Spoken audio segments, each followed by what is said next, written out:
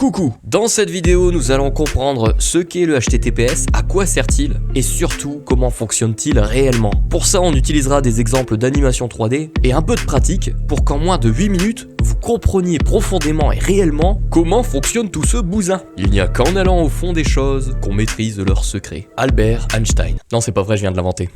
Allez, c'est parti. Bon visionnage.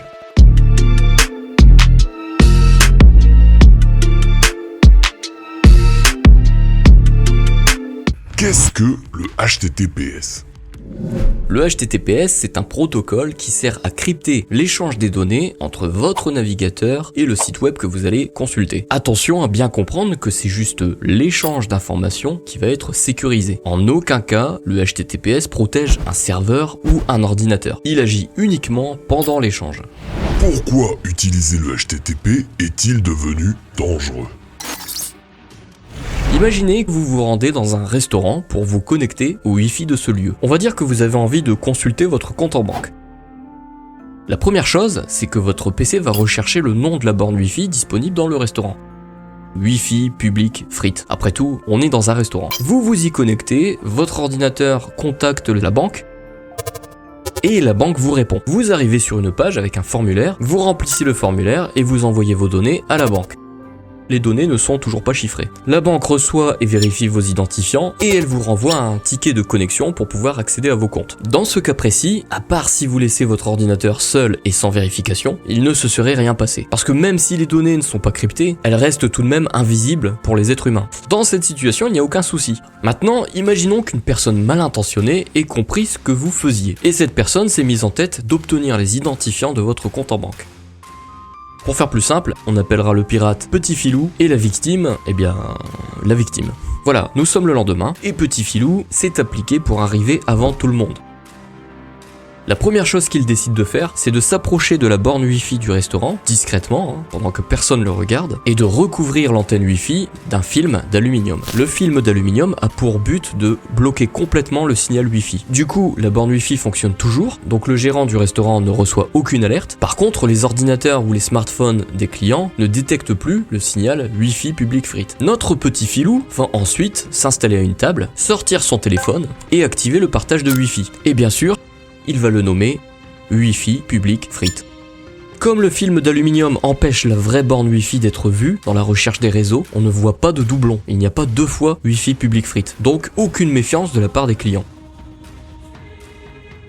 Petit Filou va activer sa propre connexion internet sur son smartphone avec le 4G. Et éventuellement, il pourra connecter un ordinateur portable en USB pour pouvoir récupérer les requêtes HTTP qui passent par son réseau. Puisque comme c'est son réseau, il peut faire ce qu'il veut. Notre chère victime, qui va arriver pour accéder à son compte, va s'asseoir à une table, sortir son PC portable et trouver sans problème le réseau Wi-Fi public frites. Comme il n'y a aucun doublon, pas de méfiance. Elle va s'y connecter, va entrer son numéro client et son mot de passe, et cette requête HTTP va passer par le pirate qui verra en clair les informations du numéro client, du mot de passe et même de l'adresse de la banque où elle va envoyer sa demande. La connexion à la banque va se faire, donc l'échange pourra continuer sans que personne ne remarque l'entourloupe. Comment HTTPS règle-t-il le problème? Première étape, le chiffrement symétrique. Comment fonctionne ce protocole HTTPS? Comment fait-il pour que ce fameux pirate n'ait pas accès à nos données? D'abord, la version simple. Votre navigateur et votre serveur, pour échanger, ils vont utiliser un cryptage symétrique. C'est-à-dire que chacun d'eux aura le même mot de passe pour crypter et décrypter des données. On appelle ça la clé de cryptage symétrique ou de chiffrement symétrique. Eh bien oui, mais comment ça fonctionne vraiment? Alors voilà un exemple concret comment ça fonctionne sous le capot. J'ai mon navigateur en haut, ici, avec mon espace de fichiers pour le navigateur. Et en dessous, c'est mon serveur avec son propre espace de fichiers. Je voudrais échanger mes identifiants. Souvenez-vous, sur l'animation, c'était banque.com, numéro client et le mot de passe. Donc je voudrais échanger ces identifiants sur le serveur. Là en HTTP, on aurait pu faire ça, parce que les identifiants auraient été échangés en clair. Mais là on est en HTTPS. Alors comment ça va se passer? Eh bien on va utiliser un logiciel qui s'appelle OpenSSL. Vous en avez peut-être déjà entendu parler. Et on va choisir un algorithme d'encryptage. Donc on choisit, là j'ai choisi un algorithme symétrique. Enfin peu importe, c'est pour l'exemple. Ensuite je choisis le fichier que je veux chiffrer. -in identifiant.txt. Je choisis ensuite le fichier que je veux générer qui sera chiffré. Donc je vais mettre secret.txt. Et très important, je choisis ma clé symétrique.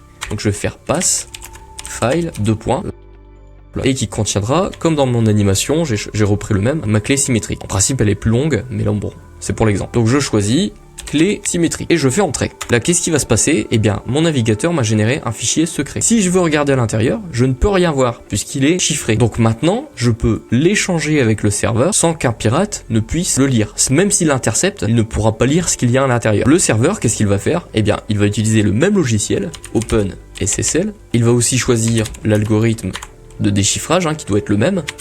Et cette fois-ci, lui, il va décrypter, enfin déchiffrer notre fichier. On va en générer un fichier en clair, identifiant.txt. Et pareil, on n'oublie pas de sélectionner la clé symétrique, qui est la même, qui est exactement la même que sur mon navigateur. Donc je fais "pass file clé symétrique" et je fais entrer. Et là, qu'est-ce qui s'est passé? Eh bien, j'ai généré un fichier identifiant à partir du fichier chiffré. Si je lis, miracle, je peux enfin lire les données que mon navigateur m'a envoyées.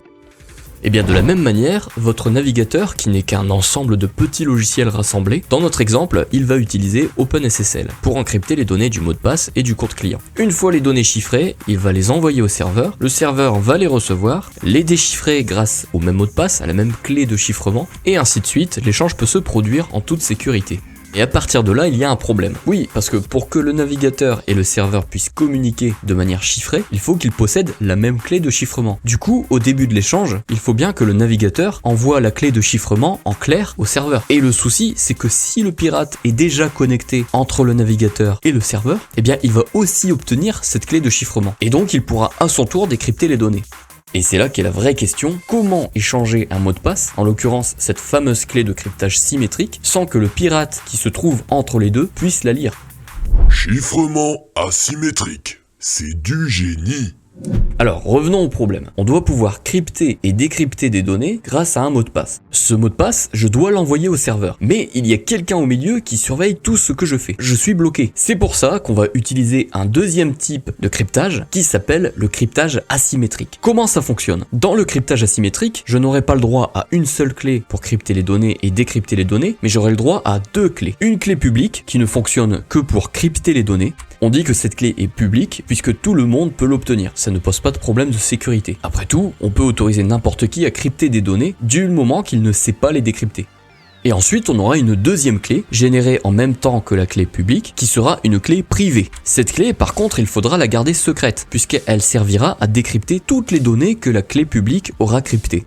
Maintenant, revenons à l'échange entre le navigateur et le serveur, avec le pirate qui espionne tout ce qu'on fait. Vous allez voir le génie du mec qui a trouvé ça. D'abord, le navigateur va envoyer une demande non cryptée au serveur. Le pirate va la voir, mais on s'en fiche, il n'y a pas d'informations très importantes dans cette histoire. Le serveur va lui répondre et va lui retourner une clé publique. Le client va l'obtenir, mais le pirate aussi. Et qu'est-ce qu'on peut faire avec cette clé? Eh bien, comme je l'ai dit, on ne peut que crypter des données. Et c'est là que c'est malin. À partir de là, le client va reprendre sa méthode de cryptage symétrique. Si vous vous rappelez, une seule clé peut crypter et décrypter des données. Et donc, cette clé symétrique, il va l'encrypter grâce à la clé publique asymétrique fournie par le serveur. Le navigateur envoie l'information au serveur, et forcément, le pirate va recevoir cette clé symétrique, mais cette fois-ci cryptée. Mais comme il ne possède que la clé publique fournie par le serveur, il ne peut qu'encrypter encore plus cette donnée. Il ne peut pas la décrypter, puisqu'il ne possède pas la clé privée du serveur. En gros, il est coincé, il ne peut rien faire. Donc, la donnée remonte jusqu'au serveur, et le serveur va décrypter cette clé symétrique grâce à la clé privée asymétrique qu'il a générée précédemment. Il en résulte que le serveur obtient la clé symétrique décryptée. Maintenant, le serveur et le navigateur ont tous les deux cette clé symétrique et donc les échanges vont pouvoir être encryptés sans que le pirate ne puisse décoder les données puisque, souvenez-vous, il n'a pas réussi à obtenir cette fameuse clé symétrique échangée entre le visiteur et le serveur. Le pirate énervé et rouge comme une tomate n'aura aucun moyen de voir les données. Le protocole HTTPS aura sauvé la vie de notre victime. Voilà, maintenant vous comprenez en profondeur comment fonctionne le HTTPS.